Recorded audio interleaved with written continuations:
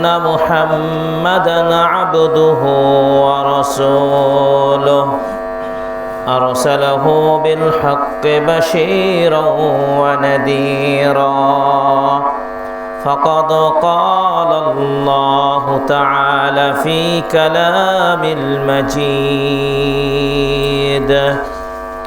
أعوذ بالله من الشيطان الرجيم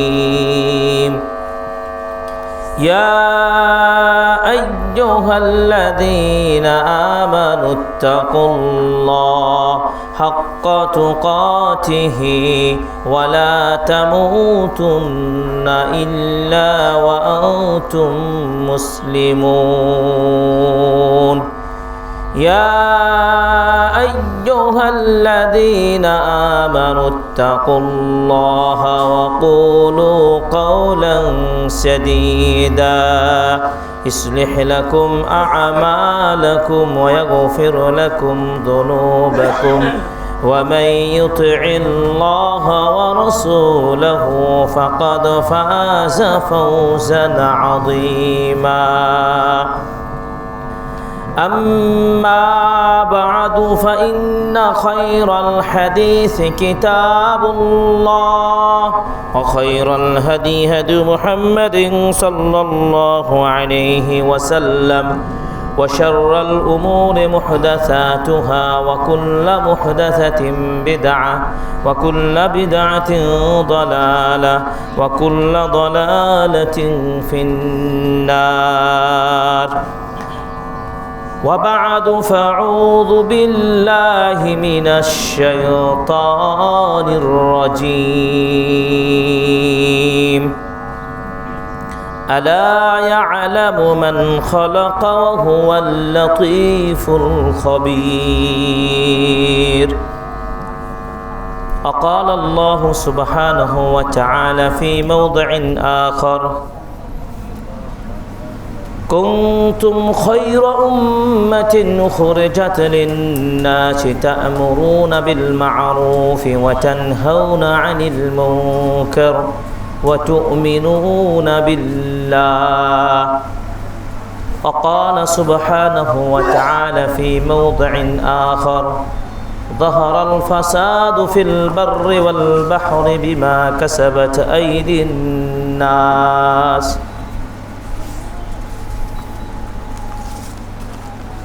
وعن حذيفة بن اليمان رضي الله تعالى عنه عن النبي صلى الله عليه وسلم قال والذي نفسي بيده لتأمرن بالمعروف ولتنهون عن المنكر أو ليوشكن الله أن يبعث عليكم عقابا منه ثم تدعونه فلا يستجاب لكم رواه الترمذي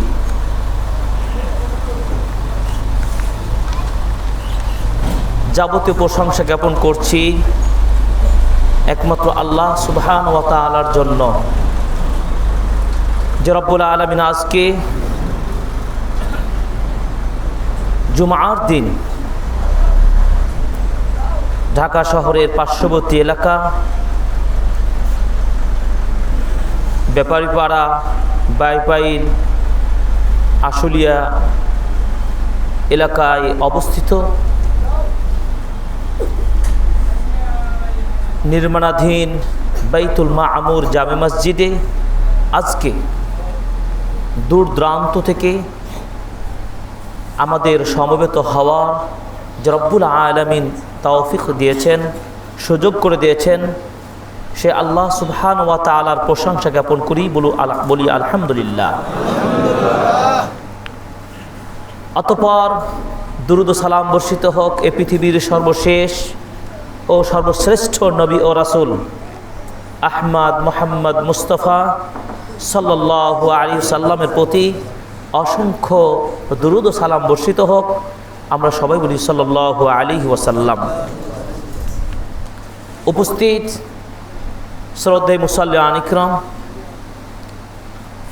অত্যন্ত গুরুত্বপূর্ণ একটি বিষয় নিয়ে আলোচনার আজকের খুতবার বিষয় আমরা উপস্থাপন করার প্রয়াস পাবো ইনশাআল্লাহ। আপনারা বক্তব্যের বিষয় অত্যন্ত মনোযোগ দিয়ে শ্রবণ করবেন ইনশাআল্লাহ, এবং বিষয়গুলো বাস্তব জীবনে বুঝার চেষ্টা করবেন।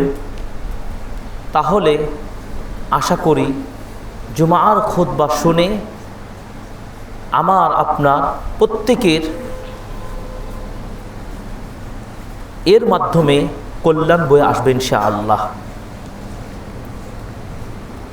দেখুন, আল্লাহ সুবহানাহু ওয়া তাআলা পৃথিবীর বুকে মানুষকে যখন পাঠানোর তিনি পরিকল্পনা নিলেন, তখন এই মানুষ সম্পর্কে ফেরেশতাগণের মন্তব্যটা ছিল ভালো মন্তব্য ছিল না। ফেরেশতারা বলেছিলেন, আপনি এমন এক সৃষ্টিকে সৃষ্টি করতে চাচ্ছেন যারা দুনিয়াতে দ্বন্দ্ব, ফাসাদ, রক্তপাত ঘটাবে। সেটা অবাস্তব নয়, সেটা সত্য কথা, আল্লাহ জানেন।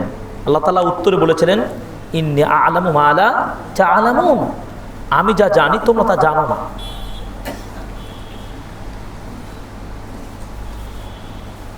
সেই লক্ষ্যে আমরা আল্লাহ সুবহানাহু ওয়া তাআলা মনোনীত সর্বশ্রেষ্ঠ এবং সর্বোত্তম সৃষ্টি জীব হিসাবে, যিনি আমাদেরকে খলিফা হিসাবে দুনিয়ার বুকে প্রেরণ করেছেন, আমরা আসতে পেরেছি।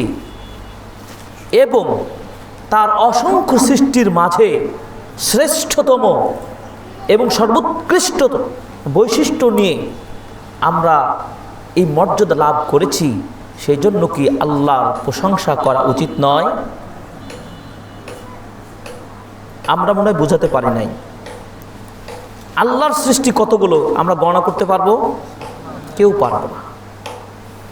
যত সৃষ্টি আছে সব সৃষ্টির মধ্যে সর্বোত্তম ও সর্বশ্রেষ্ঠ গুণে মানে বৈশিষ্ট্যে সর্বসেরা হচ্ছে কি মানব জাতি। এজন্য আল্লাহর শুকরিয়া আমরা আদায় করব, আলহামদুলিল্লাহ। এই শ্রেষ্ঠতম জাতি, এই শ্রেষ্ঠতম সৃষ্টি যদি আল্লাহ সুবহানাহু ওয়া তাআলার উদ্দেশ্য অনুযায়ী আমরা নিজেদেরকে প্রস্তুত করতে না পারি, তাহলে আল্লাহ সুবহানাহু ওয়া তাআলা তাদেরও ফলাফল দিয়েছেন শাররুল বারিয়া। এই ভূপৃষ্ঠে যত সৃষ্টি রয়েছে সর্বনিকৃষ্ট সৃষ্টি হবে এই মানুষ। খায়রুল বারিয়া আর শাররুল বারিয়া, আমরা কোনটা হতে চাই? শ্রেষ্ঠ নাকি নিকৃষ্ট? আল্লাহ তুমি কবুল করুন, আমিন। শ্রেষ্ঠ সৃষ্টি জীব হতে হলে আল্লাহ তাআলার অর্ডারকে আমরা মেনে চলতে হবে। কি অর্ডার? তার নির্দেশনা হলো দুনিয়ার বুকে মানুষের উপরে, আল্লাহর সৃষ্টি এই মানুষের উপরে সর্বশ্রেষ্ঠতম দায়িত্ব হলো আইয়া আবুদুল্লাহ, আল্লাহর ইবাদত করা। ওয়ালা তুশরিকু বিহি শাইআ, ইবাদত করবে বটে কিন্তু কোনো শিরক চলবে না। শিরক মুক্ত ইবাদত করতে হবে আল্লাহ। আর এই ইবাদত বলতে গিয়ে শুধুমাত্র সালাত, সিয়াম, জুমার দিনের মধ্যে সীমাবদ্ধ নয়। তাহলে ইবাদত কোনটা? ইবাদতের সংজ্ঞা আপনাকে শিখতে হবে। জীবনে অনেক বক্তব্য শুনেছেন, খুতবা শুনেছেন। আমরা আপনাদেরকে যে কথা বোঝাতে চাই, বোঝার চেষ্টা করবেন। শাইখুল ইসলাম ইমাম ইবনে তাইমিয়া রাহিমাহুল্লাহ 728 হিজরিতে মৃত্যুবরণ করেছেন। শতাব্দীর শ্রেষ্ঠতম ইমাম। তিনি ইবাদতের সংজ্ঞা দিয়েছেন কিভাবে? ওই প্রত্যেক কথা ও কাজ, কথা এবং কাজ প্রকাশ্যে অথবা অপ্রকাশ্যে যেইগুলো দ্বারা আল্লাহ সুবহানাহু ওয়া তাআলা খুশি হন, এমন প্রত্যেক কাজ ও কথাকে ইবাদত বলা হয়। সুবহানাল্লাহ। কথা দ্বারা ইবাদত হতে পারে না। আপনি ভালো কাজের আদেশ দিলেন, মন্দ কাজ থেকে আপনি প্রতিরোধ করলেন, আপনি মুখ দিয়ে তাসবিহ জিকির আজকার করলেন, কোরআন তেলাওয়াত করলেন, এগুলো কি ইবাদত নয়? ভালো কথা বললেন, কুল্লু মারুফিন সাদাকা, প্রত্যেক ভালো কাজ সাদাকা। আপনি মুখ দিয়ে ভালো কথা বললেন, সাদাকা, হ্যাঁ দে ইবাদত, এটাই ইবাদত। কর্ম, সালাত, সিয়াম, হজ, যাকাত, ওটা আর্থিক ইবাদত যাকাত।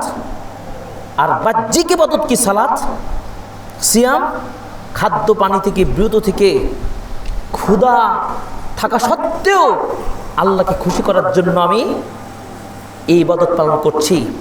আর রাতের ঘুম থেকে বিরত থেকে আপনি রাতে সালাত আদায় করে মহান রবের জন্য ইবাদত করছেন। যে সময় মানুষ ঘুমিয়ে থাকে, কেউ চিনে না, আপনাকে দেখতে পায় না, সেটা গোপনে প্রকাশ্যে আজকে জুমার দিনে এই ব্যাপারে পড়া বাইতুল মামুর এসেছেন, আমরা দেখতে পাচ্ছি, আমরা এখানে সালাত আদায় করছি, এটি ইবাদত। তাহলে শুধু ইবাদত সালাত সিয়ামের মধ্যে সীমাবদ্ধ নয়, প্রত্যেক কথা ও কাজ প্রকাশ্যে অপ্রকাশ্যে যেগুলো দ্বারা আল্লাহর সন্তুষ্টি অর্জন করা যাবে সেটার নামই হলো কি ইবাদত। এই জন্য বুঝতে হবে, একটা শক্ত কথা মনে রাখতে হবে। ইমামগণ বলছেন, শেখুল আল্লামা শেখ হামদ বিন আতিক রাহিমাহুল্লাহ, তার এই কাউল, এই বক্তব্যটা আমরা যদি বুঝতে পারি, তাহলে আমরা ইবাদত শুধু সালাত সিয়ামের মধ্যে সীমাবদ্ধ না থেকে আমাদের ওপরে যে যতগুলো দায়িত্ব দিয়েছেন আল্লাহ সুবহানাহু ওয়া তাআলা, সেটি আমরা বুঝতে পারব। তিনি বলছেন, ফালাউ কাদার আন্না রাজুলান ইয়াসুমুন নাহার, কোন মানুষ যদি সক্ষমতা রাখে পুরো দিন সিয়াম পালন করছেন, ওয়া ইয়াকুমু ফিল লাইল, পুরো রাত কিয়াম করছেন,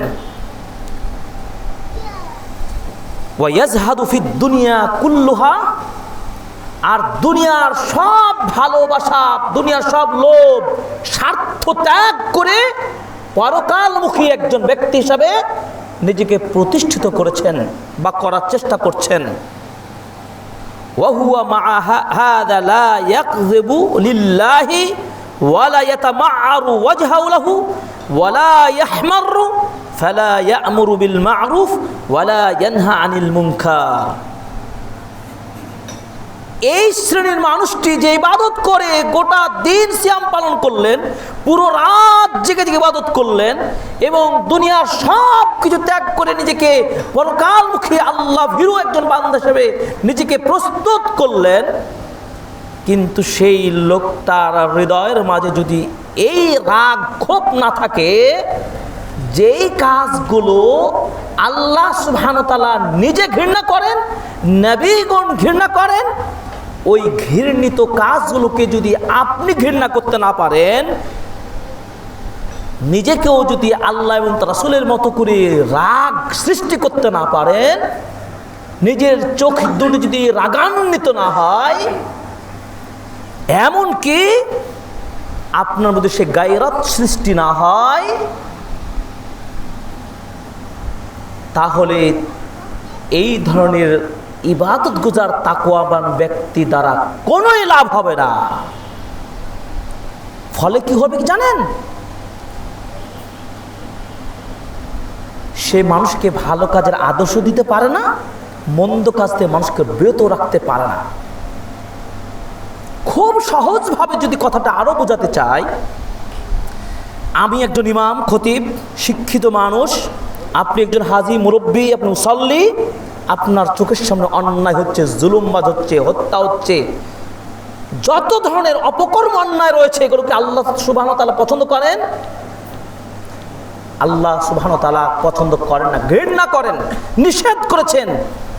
বোমাবাজি বলেন, সুদ বলেন, ঘুষ বলেন, ব্যভিচার বলেন, কালোবাজারি বলেন, মিথ্যাচারিতা বলেন, চুগলখড়িতা বলেন, হত্যা বলেন, যত কিছু রয়েছে আপনার চোখের সামনে হচ্ছে, আর আপনি সেটা প্রতিরোধ করছেন না, অথবা তাদেরকে আপনি ভালো কাজের দিকে ডাইভার্ট করছেন না, আমার মতন ইমাম মুসাল্লিম খতিব হয়ে কোনো লাভ হবে না।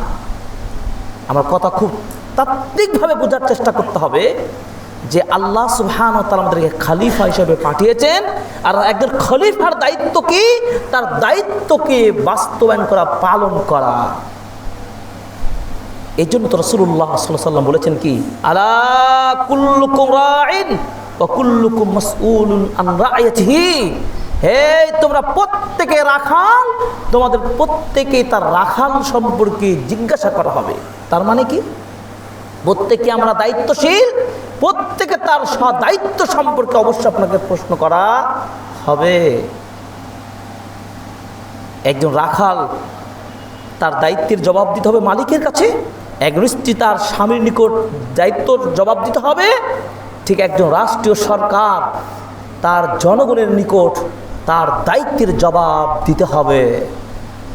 এভাবে একজন মসজিদের ইমাম থেকে শুরু করে নিয়ে প্রত্যেকটা সদস্যের ওপরে কোনো না কোনো দায়িত্ব আছে। এর জন্য আমাদের এক টিচার বলতেন রাজশাহী বিশ্ববিদ্যালয়ে, অনেক দিন আগের কথা, ছাত্রদেরকে এত শক্ত কথা বলতেন, মানে যদিও কথাটা মানে প্রযোজ্য নয়, অ্যাকসেপ্টেবল নয়, তিনি এভাবে বলতেন, তুমি ফজর নামাজ পড়েছো? জি পড়েছি। কিন্তু তুমি আজকের পড়া স্টাডি করে এসেছো? না স্যার, পড়া হয়নি। বুঝতে পেরেছেন? উনি বলতে চাচ্ছেন, নামাজ পড়ে তুমি করলেটা কি? তুমি তো পড়াশোনা করনি, তোমার উপর এটাও তো অজীব দায়িত্ব, তোমার পিতামাতার আইনকে তুমি অমান্য করেছ। মানে পুরো সংক্ষিপ্ত কথাটা হলো, তোমার বাবা মার আনুগত্য করতে হবে, তিনি কষ্ট করে পয়সা দিয়ে তোমাকে এই জায়গায় পাঠিয়েছে, তুমি পড়াশোনা বাদ দিয়ে কিছু মেনেছো, হয়তো ইবাদত করেছো, আর একটা গুরুত্বপূর্ণ দায়িত্ব তুমি ছেড়ে দিয়েছো। নামাজ যেমন পড়াটা তোমার দায়িত্ব ছিল, পড়েছো যে মুসলিম হিসাবে, ক্লাসের পড়া করা বা তুমি যে কাজ এসেছো সেই কাজটা বাস্তবায়ন করাও তোমার দায়িত্ব। বিষয়টা তাই না? তো দেখুন, আমরা শুধু নামাজি হওয়ার চেষ্টা করি, কিন্তু আমাদের মধ্যে গায়রাতটা নাই। ভালো করে বোঝার চেষ্টা করেন। খুব হাজিগাজি, আমার বাড়িতে বেপর্দা, কোনো পর্দা নাই, কোনো দিন চর্চা নাই। আপনার সামনে থেকে আপনার স্ত্রী ফ্যাশন হয়ে বাড়িতে বের হচ্ছে, আপনি তো দায়ুস। আপনি তো দায়ুস। দায়ুস কাকে বলে? আপনার সামনে থেকে আপনার স্ত্রী অবাধভাবে চলাফেরা করছে, দিন চর্চা করে না, পর্দার কোনো ধার ধরে না, আপনি কিছুই বলছেন না। আপনি একজন দায়িত্বশীল অভিভাবক হওয়া সত্ত্বেও আপনার ভিতরে আপনার কোনো যন্ত্রণা, গায়রাত সৃষ্টি হচ্ছে না, রাগ ক্ষোভ সৃষ্টি হচ্ছে না, আপনি তো দায়ুস। এই দায়ুস সম্পূর্ণ বুঝে বলছেন লা ইয়াদখুল জান্নাহ, জান্নাতে যাবে না। হাজি হয়ে বললেনটা কি? মসজিদের সেক্রেটারি, সভাপতি, ইমাম, খতিব হয়ে করলামটা কি? পুরো ভূমিকার মূল কথাটা আপনাদের বলতে চাই যে আমাদের প্রত্যেককেই দায়িত্বশীলতার সাথে আল্লাহর প্রত্যেকটা বিধানকে মানতে হবে। পজিটিভ বিষয়গুলো যে আমরা মান্য করব, তেমনি নিষেধাজ্ঞা, খারাপ কাজগুলো নিজেরা বর্জন করব এবং খারাপ কাজগুলোর প্রতিরোধ করব। সম্মানিত মুসল্লিগণ, আপনি একটু সামনে এগিয়ে বসবেন, পিছনের মুসল্লিদের সমস্যা হচ্ছে জায়গা। এবং একটি কথা মনে রাখতে হবে, মূলনীতি, সূরাতুল মুলকের আয়াত নম্বর 14,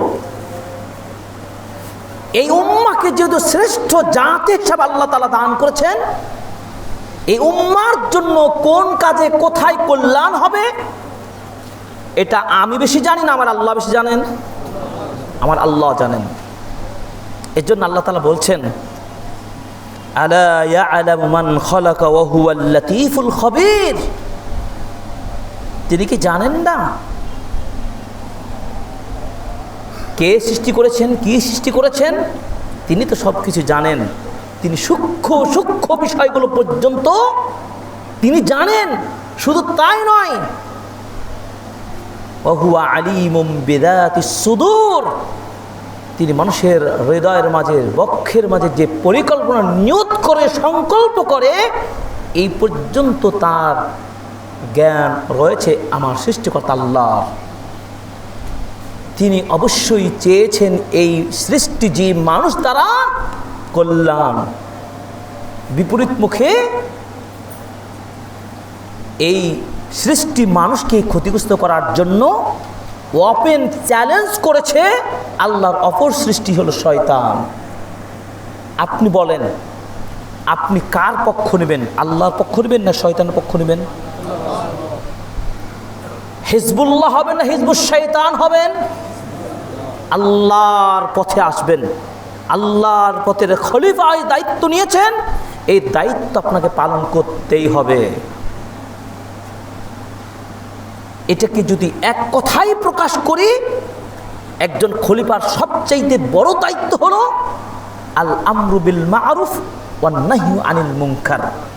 ভালো কাজগুলো তোমরা মানুষকে ডাকো এবং মন্দ কাজে মানুষকে নিষেধ করো, প্রতিবাদ করো। তিনি কল্যাণ চেয়েছে বিধায় তিনি আমাদেরকে এই কাজগুলোর নির্দেশ তিনি দিয়েছেন। দেখুন, এই যে আল আমরু বিল মারুফ ওয়ান নাহয়ু আনিল মুনকার, এই বিষয়টা কতটা গুরুত্বপূর্ণ।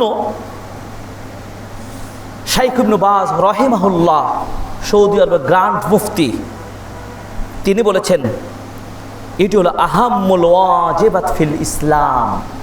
ইসলামে যতগুলো গুরুত্বপূর্ণ ওয়াজিব পর্যায়ের কাজ রয়েছে, এই কাজটি হলো অন্যতম একটি বিধান। নাম্বার 2, ওয়ামিন ফারাইদিহিল ইযাম, এবং ইসলামে যতগুলো ফরজ বিধান রয়েছে, শীর্ষ পর্যায়ের এটি একটি ফরজ বিধান। এগুলো দ্বারা কি হবে? একটা সুন্দর ইসলামী সমাজ বিনির্মাণ হবে। শুধু তাই নয়, সমাজ শুধু গঠিত হবে এমনটি নয়, ওয়ানাজাতিহা মিন ইকাবিল্লাহ, আল্লাহর গজব থেকে ওই সমাজ মুক্তি পাবে। সেটি হতে পারে খুব অল্প সময়ে অথবা বিলম্ব। দীর্ঘদিন পর জুলুমবাজ থেকে জাতি মুক্তি পেয়েছে না? যখনই অন্যায়ের প্রতিবাদ শুরু হয়েছে, যখন মানুষ হকটা বুঝতে পেরেছে, যখন মানুষ তাদের দায়িত্বের কথা উপলব্ধি করতে পেরেছে, তখনই তাদের অধিকার ফিরে পেয়েছে, তখনই জুলুমবাজ অপসারিত হয়েছে, তখনই হক প্রতিষ্ঠিত হয়েছে। এই জন্য সেই দিন, মক্কা বিজয়ের দিন, নবীজি বলেছেন, যা আল হক ওয়াজাহাক আল বাতিল, হক এসে গেছে, বাতিল প্রতারিত হয়েছে, বাতিল চলে গেছে। এটি একদিনের ফল ছিল? সেই মক্কা বিজয় কি একদিনের ফল ছিল? নো। নবীজি সাল্লাল্লাহু আলাইহি সাল্লাম তিনি বাল্যকাল থেকেই তিনি একটি কাজ, তিনি নিদর্শন প্রতিষ্ঠা করেছিলেন। সেই কাফের কুরাইশ কাফেরদের মাঝে তিনি তার আদর্শ প্রতিষ্ঠা করেছিলেন, যার উত্তম চরিত্রের কথা তিনি চরিত্র তুলে ধরেছিলেন। বিধায় তৎকালীন সময়েও যখন তিনি দ্বীনের বিধান প্রচার তিনি আল্লাহর নির্দেশ পাননি, তখন তারা তাদের সাদিক আল আমিন বলেছিলেন, তার আচরণের কারণে, ব্যবহারের কারণে। এই কথাগুলো ইঙ্গিত দিয়ে বোঝাতে চাচ্ছি আপনাদেরকে, একটা সমাজকে, একটা রাষ্ট্রকে উন্নয়নের পথে কল্যাণকামী একটা রাষ্ট্র সমাজ গঠন করতে হলে আপনাকে রোল মডেল হিসাবে মুহাম্মদ রাসূলুল্লাহ সাল্লাল্লাহু আলাইহি সাল্লাম এবং তার সাহাবীদের আদর্শকে আপনাকে, আমাকে, প্রত্যেককেই এটার উপর স্টাডি করতে হবে এবং বাস্তব জীবনের প্রয়োগ ঘটাতে পারলেই এই দেশকে স্বাধীন বলতে পারবেন আপনি। স্বাধীন স্বাধীন বলে চিৎকার করছি আমরা, এটা যেমন আনন্দের মতো আপনি নিজেকে গ্রহণ করছেন, আপনাকে দেখতে হবে আপনি কতটুকু দায়িত্ব পালন করছেন। আপনি প্রত্যেকে, কিন্তু আমিও বাদ নয়, আপনিও নয়। আমাকে বলতে হবে, আপনাকে বলতে হবে, আজকে প্রতিজ্ঞাবদ্ধ হতে হবে। দেশ এবং প্রবাসে যারা দেখছেন আমাদেরকে মিডিয়ার মাধ্যমে, প্রত্যেককে দীপ্ত কণ্ঠে বলতে চাই, আমরা প্রত্যেকেই যেহেতু দায়িত্বশীল, দায়িত্বশীলতা যেন যথাযথ সাথে পালন করি। তাহলে বৈষম্য কেন, কোনো কিছু ভেদাভেদ থাকবে না, সব জুলুমবাদ চলে যাবে। একটি কাজ করতে, সেটা হলো আদর্শ প্রতিষ্ঠা করতে হবে।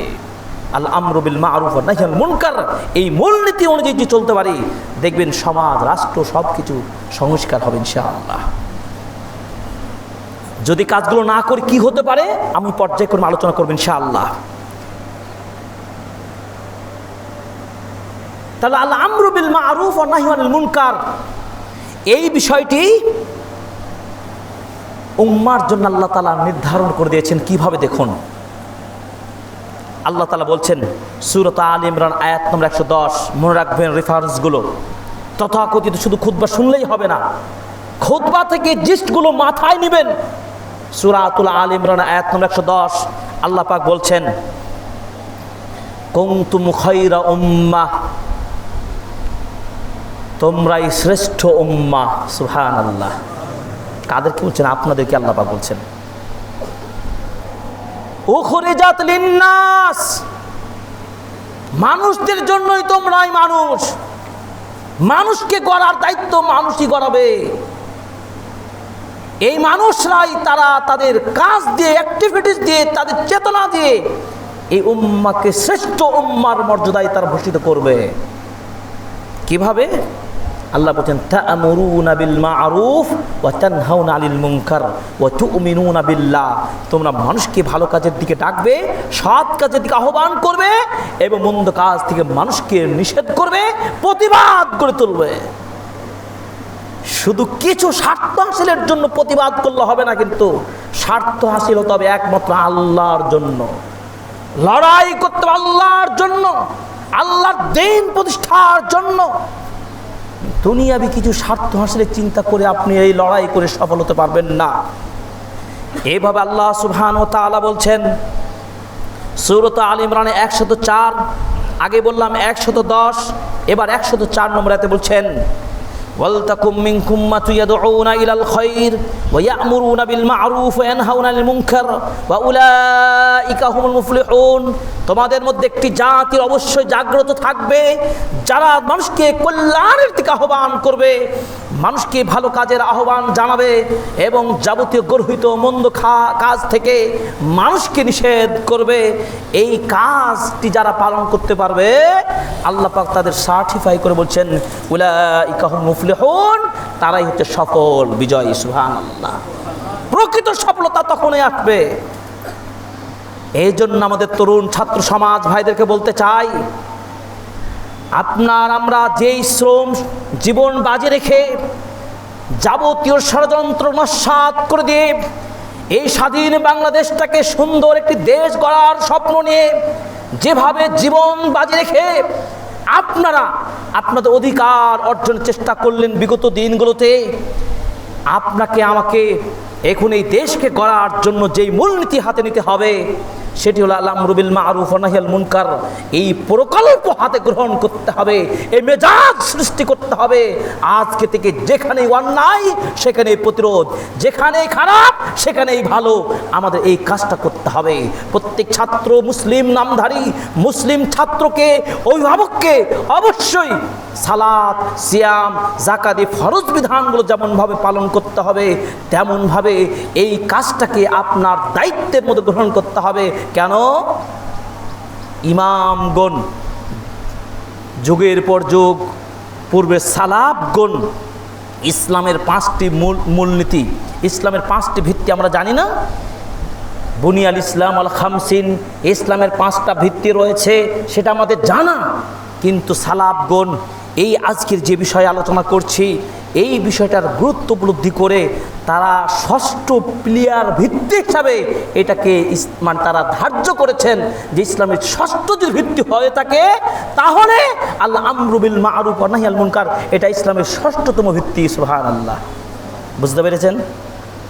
ইসলামের ভিত্তি যদি হয় আল আমরু বিল মারুফ, তাহলে এই বিষয়টার দায়িত্ব পালন করা কত বড় জরুরি বিষয় বলুন তো। একজন মুসলিম নামধারী মানুষ কালেমা অস্বীকার করতে পারবে? সালাত অস্বীকার করতে পারবে? যাকাত অস্বীকার করতে পারবে? সিয়াম অস্বীকার করতে পারবে?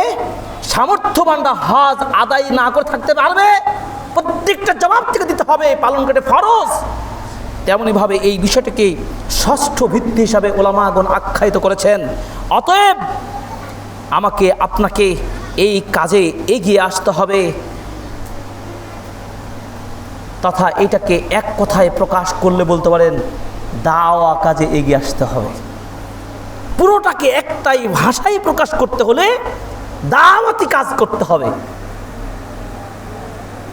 এই জন্য ইমাম মুহাম্মদ বিন আব্দুল ওয়াহ্হাব রাহিমাহুল্লাহ, তাকেও শাইখুল ইসলাম বলা হয়, তিনি বলেছেন মুসলিম উম্মার উপরে 4টা বিষয় জানা জরুরি, ওয়াজিব। মনে রাখতে হবে কয়টা বিষয়? 4টা বিষয়। নাম্বার 1, আল্লাহ, তার নবী এবং তার ধর্ম ইসলাম। এই 3টা বিষয়ে দলিল সহকারে আগে প্রথম জ্ঞান অর্জন করতে হবে। কি করতে হবে? জ্ঞান অর্জন করতে হবে। 2 নম্বর, যে অনুযায়ী জ্ঞান অর্জন করবেন সে অনুযায়ী যা অর্জন করবেন সে অনুযায়ী আমল করবেন। 3 নম্বর মাসালা, যা আমল করলেন সেটা মানুষকে দাওয়াতি কাজে আপনি আত্মনিয়োগ করবেন, দাওয়াতি কাজ আপনি করবেন। 4 নম্বর, দাওয়াতি কাজ করতে গিয়ে আমরু বিল মারুফ ওয়া নাহি আনিল মুনকার এসব করতে গিয়ে যদি কষ্ট হয় সবর করতে হবে। কি করতে হবে? সবর। এই 4টা আপনাকে শিখতে হবে খুব ভালো করে। এটার আমার প্রশিক্ষণ নিতে হবে। সত্যিকার আল্লাহ সম্পর্কে কতটুকু জানি? নবী সম্পর্কে জানি না? দিন সম্পর্কে কতটুকু জানি না। এই 4টি মাসালা আমাদের প্রত্যেকে জানা জরুরি। এই জন্য ইমাম শাফিঈ রাহিমাহুল্লাহ, যিনি 150 হিজরিতে জন্মগ্রহণ করেছেন, ইমাম শাফিঈ রাহিমাহুল্লাহ বলেছেন পবিত্র কোরআনে আল্লাহ একটি ছোট্ট সূরা নাজিল করেছেন, সূরাতুল আসর। এই সূরাতুল আসরে আল্লাহ তাআলা এই উক্ত 4টি মাসালার কথা একই সূরার মধ্যে বলে দিয়েছেন। সুবহানাল্লাহ। কি সূরাতুল আসরে বলছেন কি? আল্লাহ তাআলা বলছেন আউযু বিল্লাহি মিনাশ শাইতানির রাজিম, ওয়াল আসরে, আসরের কসম, ইন্নাল ইনসান লাফি খুসরিন, পৃথিবীর সকল মানুষ ক্ষতিগ্রস্ত, কেউ বাঁচার মুক্তি। কিন্তু 4 শ্রেণীর মানুষ বেঁচে যাবে আল্লাহ বলে দিয়েছেন। সে 4টি শ্রেণী কি? যেটা বললাম, ইল্লাল্লাযিনা আমানু, এক ঈমান আনবে যারা। ওই যে বললাম আল্লাহ, তার রাসূল, তার দ্বীন, এসব বিষয়ে জ্ঞান অর্জন করতে হবে, জানতে হবে, মানে ঈমান আনতে হবে। 2, ওয়া আমিলুস সালিহাত, সৎ কাজ করতে হবে, আমল করতে হবে। নাম্বার 3, ওয়া তাওয়াসাউ বিল হাক্কি, হকের দাওয়াত দিতে হবে। ওয়া তাওয়াসাউ বিস সবরে, আপনি সবর করবেন, বিপদ আপদ পড়লে নিজে সবর করবেন, অন্য সবর কথা বলবেন। তাই তিনি বলছেন, ইমাম শাফিঈ রাহিমাহুল্লাহ বলছেন, আল্লাহ তাআলা যদি এই পবিত্র কোরআনের এই ছোট্ট সূরাটি নাজিল করে পুরো কোরআন সমাপ্ত করে দিতেন, তাহলে এই একটি ছোট্ট সূরায় মানুষ তার জীবনকে সফল করার জন্য একটি সূরাই যথেষ্ট, আর কিছু লাগবে না। এত কিছু অর্থনীতি, সমাজ, রাষ্ট্র, সব চলে আসবে এই ছোট্ট সূরার মধ্যে। আপনারা গবেষণা করার জন্য এই সূরাটির তাফসীর পড়বেন, আরও বিস্তারিত জানতে পারবেন। সংক্ষিপ্ত তাফসীর যদি পড়তে চান, তাফসীর আহসানুল বায়ান পড়ুন, খুবই সংক্ষিপ্ত। তাফসীর ইবনে কাসির পড়ুন। এবং আরও সহজভাবে জানতে হলে প্রফেসর ডক্টর আসাদুল আল গালিব স্যারের একটা তাফসীর রয়েছে, 30তম পারা, শেষ পারাটি পড়বেন, খুবই চমৎকার। পাশে লাইব্রেরি আছে, খোঁজ করবেন, পাবেন। যে কথা বলছিলাম, এই আল আমরু বিল মারুফ ওয়া নাহি আনিল মুনকার, আল মারুফ বলতে বলা হয় হুয়া মা আমারাল্লাহু বিহি ওয়া রাসূলুহু, আল্লাহ এবং তার রাসূল যে কাজগুলো করার কথা নির্দেশ দিয়েছেন সেটা আপনাকে বাস্তবায়ন করতে হবে। আর নাহি হচ্ছে, মুনকার হচ্ছে হুয়া মা নাহা আনহুল্লাহু ওয়া রাসূলুহু, আল্লাহ এবং তার রাসূল যেগুলোতে নিষেধ করেছেন সেগুলো বর্জন করতে হবে, এটা না মুনকার। এই কাজ করতে গিয়ে এই দাওয়া কাজ করতে গিয়ে আপনি কিভাবে কাজ করবেন? দাঙ্গামা কলহ করে? নো, ইসলাম কিন্তু সেটা সাপোর্ট করে না। বোমাবাজি করে কিন্তু নয়, বিশৃঙ্খলা সৃষ্টি করে নয় কিন্তু। আল্লাহ তাআলা বলেছেন, দেখুন আল্লাহ প্রত্যেকটা ফর্মুলা কিন্তু আমাদের বলে দিয়েছেন। সূরা ইউসুফ আয়াত নম্বর 108 আল্লাহ পাক বলেছেন, কুল হাদিহি সাবিলি আদউ ইলাল্লাহি আলা বাসীরাতিন আনা ওয়া মান ইত্তাবা'আনি। নবীজি আপনি বলে দিন, হাদিহি সাবিলি, এটাই হচ্ছে আমার পথ, আমি তোমাদেরকে আহ্বান জানাচ্ছি এই পথের দিকে বিচক্ষণতার সাথে, মানে যেটাই আমরা বলি টেকনিক অবলম্বন করে, কৌশল অবলম্বন করে, যেখানে যেই ধরনের উপস্থাপনার প্রয়োজন, যেখানে যত পার্সেন্টেজ চাপ দেওয়ার দরকার, সেখানে সেইভাবে দিয়ে মানুষকে বিচক্ষণতার সাথে দাওয়াত দিন। এই জন্য আল্লাহ তাআলা বলছেন, দেখুন সূরাতুন নাহল আয়াত নম্বর 125 তিনি বলছেন, উদউ ইলা সাবিলি রাব্বিকা বিল হিকমা ওয়াল মাউইদাতিল হাসানা ওয়াজাদিলহুম বিল্লাতী হিয়া আহসান। নবী আপনি মানুষকে দ্বীনের দিকে ডাকুন, ভালো কাজের দিকে ডাকতে থাকুন, তোমার রবের পথে ডাকুন, হিকমা প্রজ্ঞা ব্রেন বিবেক রেখে, পাগলামি করলে হবে না, জ্বালাও পুরাও করে কিন্তু দাওয়াতি কাজ হবে না, মনে রাখতে হবে। আমার সমবয়সী যারা যে সমস্ত মানে তরুণ ছাত্র সমাজ যারা আন্দোলন করছি, আমরা মনে রাখতে হবে জাতীয় সম্পদ নষ্ট করা চলবে না, কারো গাড়ি বাড়ি জ্বালাও পোড়াও চলবে না। যে অপরাধ করবে তার অপরাধের শাস্তি তাকে দুনিয়াতে, দুনিয়ার আইনে তাকে যেমন ভোগ করতে হচ্ছে, হবে, দেখছি, পরকাল তো ফয়সালা হবেই। দেখছেন না এদেশের প্রভাবশালী ব্যক্তিরা, যতই আমি চাপাবাজি করি, যাই বলি না কেন, আইন কিন্তু ছাড় দিবে না, আইন হাতে তুলে নেবেন না। আমার দেশের মানুষের আবেগই বেশি। আপনি জ্বালাও পোড়াও করবেন আর মনে করবেন আমার এই সাবার দখল, এই কাজটা করবেন না। কোনো মানুষকে হত্যা করবেন না, হত্যার জন্য কোনো ষড়যন্ত্র করবেন না। আপনি হিকমার সাথে ইসলাম বিজয় হয়েছে, সেটা আদর্শ প্রতিষ্ঠা করার মাধ্যমে। হত্যা গুম করে কোনোদিন দেশ গঠন হয় না। বিগত শাসন আমলে এদেশের নিরীহ শত শত মুসলিম, শত শত নাগরিককে গুম করা হয়েছে। তাদের কি অপরাধ ছিল? তাদের ফলাফল আজকে তারাই, তাদের আইন দ্বারা, তারাই আইনের শাসনে তারাই আজকে বিপদের সম্মুখীন হয়েছে। কি হচ্ছে না? অতএব সাবধান, আমরা ইসলাম ফলো করি, ইসলাম মানি, আমার ধর্মের মধ্যে দ্বন্দ্ব ফাসাদ নেই এবং আমার ইসলাম সেটা বলে না। আমরা শান্তির সাথে, বিচক্ষণতার সাথে আমরা নিজেদের ব্যক্তি জীবনে আমলের প্রতিফলন ঘটাবো এবং এই প্রভাবটা আমরা মসজিদ থেকে শুরু করে নিয়ে আমার রাস্তা, আমার পাড়ায়, আমার মহল্লায়, আমার দোকানে, আমার মার্কেটে আমরা এটা কী করে দাওয়া মিশন পরিবর্তন করবো, ঠিক কিনা? আপনারা প্রত্যেকে মুবাল্লিগ দায়ী হয়ে যান। বছরে একদিন আন্দোলন করে আপনি রাস্তা জ্বালাও পোড়াও করবেন, এই ধান্দা বাদ দেন, যা হয়েছে বাদ দেন, শুরু করেন এখন দাওয়াতি কাজ। দেখেন মানুষের আচরণের সমাজ পরিবর্তন হয়ে যাবে ইনশাআল্লাহ। আল্লাহ তাআলা বলছেন, ওয়ামান আহসানু কাওলাম মিম্মান দাআ ইলাল্লাহি ওয়া আমিলা সালিহাও ওয়া ক্বালা ইন্নানী মিনাল মুসলিমিন। ওই ব্যক্তির যে সম্মানিত ব্যক্তি কে হতে পারে, ওই ব্যক্তির যে উত্তম বাণীকার হতে পারে, যে লোকটা আল্লাহর দিকে মানুষকে আহ্বান করে বলে, ওহে মানুষটি তোমরা আসো আল্লাহর পথে, আমি তোমাকে ডাকছি আল্লাহর পথে, তোমাকে তো বোমাবাজি করতে ডাকি নাই, তোমাকে তো আমি পাপের কাছে ডাকে নাই, তোমাকে আমি ইসলামের পথে আহ্বান জানাচ্ছি। এটাও বলতে গিয়ে বল প্রয়োগ চলবে না, শক্ত কথা বলা চলবে না।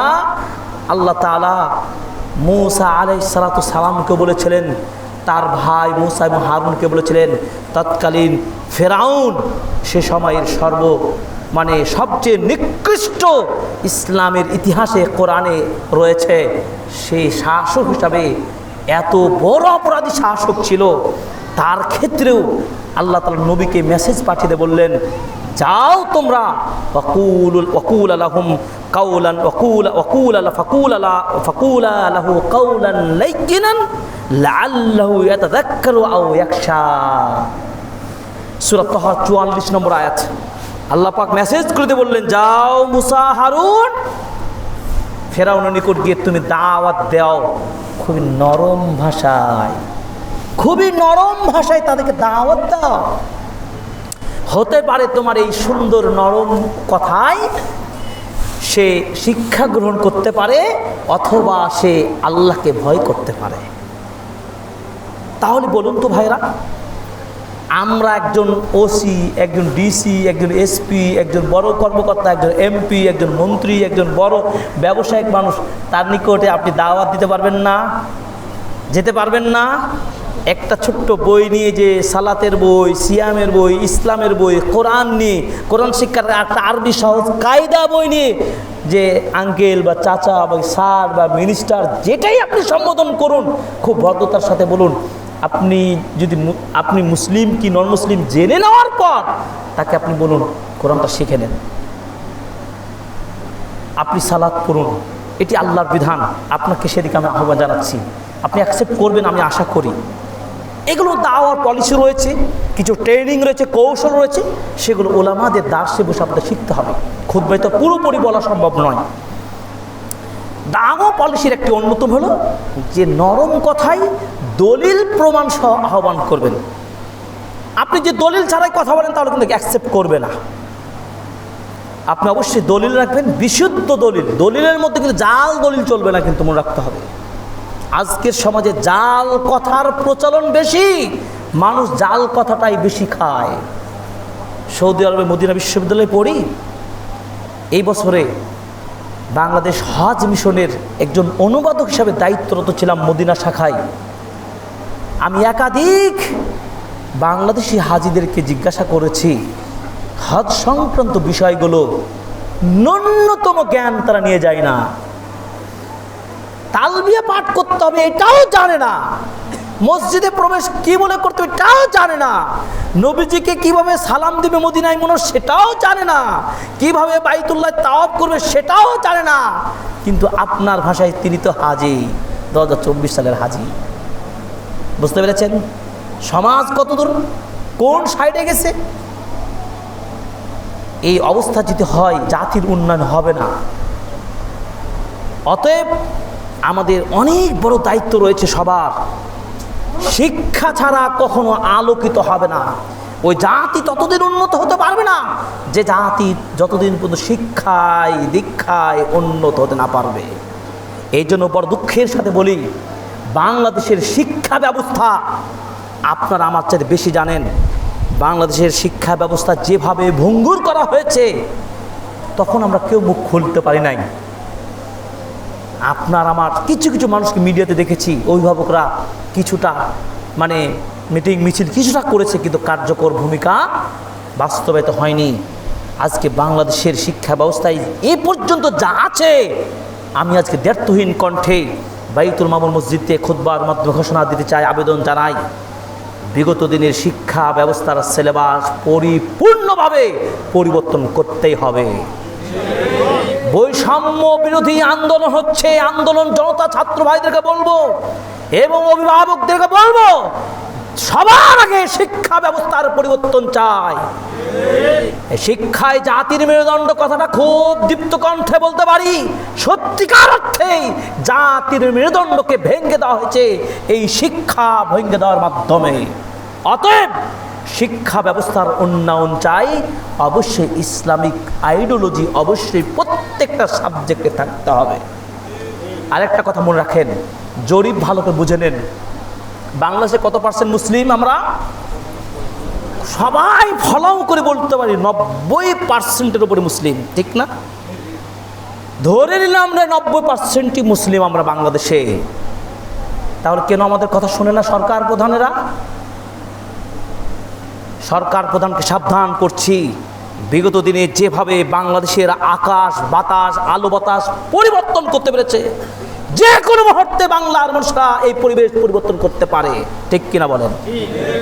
অতএব সাবধান, যারা যে দায়িত্বে রয়েছেন এই মুসলিমদের কথা চিন্তা করে প্রত্যেকটা স্কুলে, প্রত্যেকটা একাডেমি, প্রত্যেকটা বিশ্ববিদ্যালয়ে, প্রত্যেকটা প্রতিষ্ঠানে, প্রত্যেকটা সাবজেক্টের সাথে সাথে বাধ্যতামূলক একটি সাবজেক্ট থাকতে হবে, সেটা ইসলাম। আপনি বলবেন না বিশ্ববিদ্যালয়ে শুধু ইসলাম স্টাডিজ আর আরবি সাহিত্য থাকলেই তো হবে। আমি কথা বোঝাতে চাইনি, অবশ্যই ডিপার্টমেন্ট তো থাকবেই, যে কোনো সাবজেক্ট জেনারেল সাবজেক্টের সাথেও ইসলামিক একটা কোর্স অবশ্যই থাকবে, যেখান থেকে বেসিক ইসলামিক নলেজ অবশ্যই অর্জন করতে পারবে। ধরুন আপনি ফিজিক্সের ছাত্র, কেমিস্ট্রি ছাত্র, ম্যাথের ছাত্র, বায়োলজির ছাত্র, যে কোনো বিভাগে হন, বিশ্ববিদ্যালয়ের অঙ্গনে সেখানে একটা কোর্স যদি আপনি মুসলিম দেশের যদি মুসলমান বাচ্চাদেরকে একটা কোর্স দিতে না পারেন, আপনি কিসের মুসলিম দেশের মুসলিম শাসক হলেন? আর আমরাই কেমন প্রজা হলাম, পাগলের মতো সরকার যা দেয় তাই আমরা খাই, তাই হকম করি, কোনো প্রতিবাদ করতে পারি না। আমি বোঝাতে মনে হয় পারি নাই, বেসিক ইসলামিক নলেজটা ন্যূনতম বাস্তবায়ন করার জন্য আমি বৈষম্য বিরোধী ছাত্র জনতার যারা আমরা রয়েছি, প্রত্যেকের এই মেসেজটা থাকতে হবে যে এই আমাদের বেসিক ইসলামিক নলেজটা মুসলিম হিসাবে জানার জন্য একটা বাধ্যতামূলক কোর্স থাকতে হবে। এরপরে যাতে করে ওই বেসিক বিষয়টি জানার পরে সরকারি পিএসসির যে সরকারি পরীক্ষাগুলো হয়, নিবন্ধন থেকে শুরু করে নিয়ে সরকারি মন্ত্রণালয় পর্যায়ে যতগুলো পরীক্ষা নিরীক্ষা হয়, চাকরির বাজারে বিসিএস থেকে শুরু করে যতগুলো পরীক্ষা হয়, সেখানে ন্যূনতম ইসলামের বিষয়ে প্রশ্ন থাকতেই হবে। কবে রবি ঠাকুর নোবেল প্রাইজ পেল, কবে কাজী ইসলাম কি হলো না হলো, কোন কবিতা কোন নদীর তীরে বসে লেখলো, কততম লাইনে কতবার তার প্রিয়তম স্ত্রীর নাম নিল, এই বাজে কথাগুলো মুখস্থ করার জন্য আমাদের মুসলিম সমাজের ব্র্যান্ডকে ধোলাই নষ্ট করে দেওয়া হচ্ছে। আমি আপনি বুঝতে পারছি না বৈষম্যতা কোথায় করা হচ্ছে, চিন্তা করতে পারেন? মুসলিমদেরকে গলা টিপাই নষ্ট করে দেওয়া হচ্ছে, পশ্চিমাদের চেতনায় তারা আমাদের শিক্ষা ব্যবস্থাকে নষ্ট করেছে। এই জন্য আমি বলতে চাই, আগামী দিনের প্রত্যেকটাই পরীক্ষা বিশেষ থেকে শুরু করে নিয়ে সেখানে ইসলামী শিক্ষার ইসলামিক প্রশ্ন যেন থাকে। হতে পারে খুবই সহজ প্রশ্ন হতে পারে, যেন তার অধিকার হকটা আদায় হয় ন্যূনতম। কেন আমরা মুসলিম যে আমি বলবো না বৈষম্য, এখানে সাম্য কীভাবে হয় দেখেন, মুসলিমদের জন্য থাকবে যেমনই প্রশ্ন, হিন্দুদের জন্য প্রশ্নপত্র আলাদা হবে, তাদের জন্য তাদের প্রশ্ন হবে। সমস্যা কোথায়? অর্থাৎ তুলনামূলক ধর্মতত্ত্বের উপরে আমাদের হায়ার স্টাডি যারা করবেন, কিন্তু ন্যূনতম প্রাথমিক পর্যায়ের জ্ঞানগুলো আমাদের সমাজে কি করতে হবে? এই পরিবেশগুলো সৃষ্টি করতে হবে। প্রিয় ভাইয়েরা, আমরা যে কথাগুলো বারবার বোঝাতে চাচ্ছি আপনাদেরকে, যে আল্লাহ তাআলার প্রতিনিধি হিসাবে আমরা দুনিয়া এসেছি, আমাদের দায়িত্ব রয়েছে অনেক বেশি। সেই সব দায়িত্বের মধ্যে একটি বড় হলো আল্লাহ আমরু বিল মারুফ ওয়ান নাহি আনিল মুনকার। শাইখুল ইসলাম ইমাম তাইমিয়্যা রাহিমাহুল্লাহ কি বলেছেন দেখুন, তিনি এই কথা বলেছেন, চমৎকার বলেছেন, ওয়ামান লাম ইয়াকুন ফি কলবিহি বুগযুন মা ইয়াবগুযুহুল্লাহু ওয়া রাসূলুহু মিনাল মুনকার আল্লাযী হারামাহু মিনাল কুফরি ওয়াল ফুসুক ওয়াল ইসয়ান। কোনো মানুষের মধ্যে যদি ওই আল্লাহর এবং তার রাসূল যে বিষয়গুলোতে ঘৃণা করেন, পাপ হিসাবে যেগুলো, অপরাধ হিসাবে যেগুলো কাজ রয়েছে, এইগুলো যদি আমি আপনি যদি প্রতিবাদ না করি, নিজেরা বিরত না থাকতে পারি, তিনি বলছেন তার মধ্যে ঈমান নাই, তার অন্তর ঈমান থাকবে না। তার মধ্যে কি অন্তর ঈমান থাকবে না? এরপর তিনি বলছেন যদি ন্যূনতম যদি ক্রোধ না থাকে, দায়িত্বশীলতার পরিচয় দিতে না পারি মুসলিম হিসাবে, তাহলে তিনি বলছেন যে আসলেই লাম ইয়াকুন মাহু ঈমান আসলান, সত্যিকারে তার মধ্যে ঈমানই থাকবে না। তাহলে কি আমরা কি আমাদের ইসলামিক সাবজেক্টের জন্য আমরা কি প্রতিবাদ করতে পারবো না? আবেদন জানাতে পারবো না? অবশ্যই ঈমানি দায়িত্ব আমরা, এটি আমরা অবশ্যই আবেদন করব। তবে কোনো দাঙ্গামা কলহ আমরা মানি না, কলহ করিও না। আবেদন জানাবো, আবেদন তিনারা মানবেন, এটাই দাবি করি। এরপর আসুন, আমরা এর আগেই বলেছি যে আল আমরু বিল মারুফ ওয়া নাহয়ুল মুনকার ইসলাম কততম ভিত্তি হিসাবে ইমামগণ বলেছেন? ষষ্ঠতম ভিত্তি হিসাবে অধিকাংশ ইমামগণ বলেছেন। এরপর দেখুন এই বিষয়টা এত গুরুত্বপূর্ণ যে তিনি কোরআনে ঈমানের আগেই এই কথাটুকু তিনি বলেছেন। ঈমানের বিষয়ে আলোচনার আগেই আল্লাহ আমরু বিল মারুফ ওয়া নাহয়ুল মুনকারের কথা উল্লেখ করেছেন। কারণ তাত্ত্বিক যেহেতু আলোচনা, আপনাদের বুঝতে হবে সূরা আলে ইমরান 110 নম্বরে আল্লাহ পাক বলছেন কি, যে কুনতুম খায়রা উম্মাতিন উখরিজাত লিন-নাস তা'মুরুনা বিল মারুফ ওয়া তানহাউনা আনিল মুনকার ওয়া তু'মিনুনা বিল্লাহ। এই যে তু'মিনুনা বিল্লাহ পরে আসলো না, আর তার আগেই কিন্তু বলে দেওয়া হলো ভালো কাজে আদেশ, সৎ কাজে আদেশ, মন্দ কাজের নিষেধ। এভাবে সালাত সিয়াম এর আলোচনার আগেই কিন্তু এই কথাটি উল্লেখ করেছেন। যেমন ঈমানের আগে আলোচনা করেছেন, তেমনইভাবে এই সৎ কাজ আদেশ, অসৎ কাজের নিষেধ এটা উল্লেখ করেছেন। দেখুন সূরাতুত তাওবা আয়াত নম্বর 71 আল্লাহ পাক বলছেন, ওয়াল মুমিনুনা ওয়াল মুমিনাতু বা'দুহুম আউলিয়াউ বা'দ ইয়া'মুরুনা বিল মা'রুফ ওয়া ইয়ানহাউনা আনিল মুনকার। এরপর বলছে ওয়ায়ুকিমুনাস সালাহ ওয়া ইউতুনাজ যাকাহ ওয়া ইউতিউনাল্লাহ ওয়া রাসূলাহু উলাইকা সায়ারহামুহুমুল্লাহ। সালাতের কথা, সিয়ামের কথা পরে আসলো। যারা এই কাজগুলো পালন করে আল্লাহর রহমত নাজিল হবে। এবার খুবই সংক্ষিপ্তভাবে আল আমরু বিল মারুফ ওয়া নাহয়ু আনিল মুনকার এই কাজগুলো করলে আমাদের লাভ কি, ফজিলত কি রয়েছে, খুবই পয়েন্ট বলে যাব। নাম্বার 1, নবী রাসূলগণের অন্যতম একটি কাজ ছিল কি, দায়িত্ব ছিল, অন্যতম প্রধান দায়িত্ব ছিল এই আল আমরু বিল মারুফ ওয়া নাহয়ুল মুনকার। তাহলে এই কাজটা যদি আমরা করি, কাদের কাজ করব? নবী রাসূলগণের পক্ষেই কাজ করব। আল্লাহ তাআলা বলছেন, দেখুন ওয়ালাকাদ বা'আথনা ফি কুল্লি উম্মাতির রাসূলা আন ই'বুদুল্লাহা ওয়াজতানিবুত তাগুত। সূরা নাহাল 36 নম্বর আয়াত। আল্লাহ পাক বলছেন, জগতে যত নবী রাসূল আমি প্রেরণ করেছি প্রত্যেকের এই দায়িত্বই ছিল যে তারা মানুষকে ডাক দিবে আল্লাহর ইবাদতের দিকে এবং যাবতীয় শিরক এবং শিরকের মতো সকল পাপ থেকে বিরত রাখবে। আজকে খুতবা আমরা সে কথাই বলছি। এই জন্য আমরা প্রত্যেকে দায়ী হব। প্রত্যেকে কী হব? আমরা দায়ী মানে কি, দিনের দিকে আহ্বানকারী হতে পারবো। কেন হব? একটি হাদিস, এই হাদিসটা যদি আপনারা ট্যাবলেট করে নিতে পারেন আজকে, আজীবনের জন্য আমাকে স্মরণ করবেন আপনারা, মনে করি যারা জানেন না। ট্যাবলেটটা হলো কি জানেন? আল্লাহ রাসূল সাল্লাল্লাহু আলাইহি ওয়াসাল্লাম আলী রাদিয়াল্লাহু তাআলা আনহুকে ডাক দিয়ে বলছেন, ইয়া আলী, শুনেন হাদিসটা ভালো করে শুনেন, ইয়া আলী ওয়াল্লাহি লা ইয়াহদিয়াল্লাহু বিকা রাজুলান ওয়াহিদান। আলী, তুমি যে একজন মানুষকেও যদি দিনের পথে নিয়ে আসতে পারো, আল্লাহর পথে নিয়ে আসতে পারো, খায়রুন লাকা মিন হুমুরিন নাম। তৎকালীন সময়ে সৌদি আরবের লাল উট বা উটনির চেয়েও দামি হবে একজন মানুষকে দিনের পথে আনার কারণে। সুবহানাল্লাহ। আমরা পারবো না? আমি চাকরি করি একটা অফিসে, ধরুন আমার সাথী নামাজি বেনামাজি, তাকে ডাকতে পারবো না? আমার পাশের দোকানদারকে আমি ডাকতে পারবো না? আজকে বাইতুল মামুরের প্রত্যেকটা মুসাল্লি ওয়াদা করবেন, আল্লাহ যেন প্রত্যেককে দায়ী হিসাবে মৃত্যুর আগ পর্যন্ত কবুল করেন, আমিন। আল্লাহ কবুল করেন, আমিন। এই হাদিসটি অনুপ্রেরণা জাগাবে আপনাদেরকে। এরপরে দেখুন, এই দিনের পথে আহ্বান করা একটা সিফাতুল মুমিনিন, মুমিনদের একটা বৈশিষ্ট্য। আমরা কি মুমিন না মুমিন নয়? অবশ্যই মুমিন হতে চাই, মুমিন দাবি করি। তো মুমিনের কাজ কি? এই কাজগুলো করব। সূরা তাওবা 112 নম্বর আয়াত পড়ে নেবেন। বিপরীত মুখে যদি আমরা এই তা'মুরুনা বিল মারুফ এই কাজগুলো না করি, সৎ কাজ আদেশ নিষেধ এই কাজগুলো না করি, তাহলে বিপরীত মুখে আমরা মুনাফিকদের কাতারে পড়ে যাব। মুনাফিক হব না মুমিন হব? মুমিন। নাম্বার 3, এটা হচ্ছে সৎ যারা আমল করেন তাদের এটি কি বৈশিষ্ট্য, সালেহিনদের বৈশিষ্ট্য। আমরা সালেহিন হব না ফাসিকিন হব? সালেহিন হব। সালেহিন হতে হলে আমরা এই আমরু বিল মারুফ ওয়া নাহয়ুল মুনকার এটা করব। এটি সূরা আল ইমরানের 113 114 নম্বর রেফারেন্স, সংক্ষেপ করছি।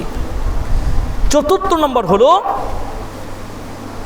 এই উম্মার জন্য সবচেয়ে কল্যাণকর কাজ হলো এটা, যেটি সূরা আল ইমরানের 110 আয়াতে বলেছি, কল্যাণকর কাজ হিসাবে এটা। 5 নম্বর হলো, আল্লাহর সাহায্য পাওয়া যাবে এই কাজগুলো করলে। আমরু বিল মারুফ ওয়া নাহি আনিল মুনকার। সূরা হজ্জের 40 নম্বরে আল্লাহ পাক বলছেন, ওয়ালা ইয়ানসুরান্নাল্লাহু মান ইয়ানসুরুহু ইন্নাল্লাহা লাকাবিয়্যুন আজিজ। অবশ্যই আল্লাহ তোমাদেরকে সাহায্য করবেন যদি তোমরা তাকে সাহায্য করো। মানে আল্লাহকে সাহায্য করা মানে কি? আল্লাহকে পয়সা দেওয়া, ধন সম্পদ দেওয়া না। আল্লাহকে সাহায্য করা মানে কি? আল্লাহর দাবি বাস্তবায়ন করা। আল্লাহর দাবি কি? আল্লাহর দাবি তাওহীদ বাস্তবায়ন করা, আল্লাহর দ্বীন বাস্তবায়ন করা। আল্লাহ তো বলেছেন সূরা মায়েদার 5 নম্বর আয়াতে বলছেন, 3 নম্বর আয়াতে কি বলছেন? আল ইয়াউমা আকমালতু লাকুম দীনাকুম ওয়া আতমামতু আলাইকুম নি'মাতি ওয়া রাদিতু লাকুম ইসলাম দীনা।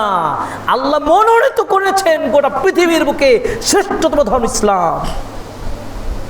ইসলামিক আইডিওলজি, ইসলামিক আদর্শ। সূরাতুল আল ইমরানের আয়াত নম্বর 18 দেখুন, আল্লাহ পাক কি বলছেন? ইন্নাদ-দীনা ইনদাল্লাহিল ইসলাম।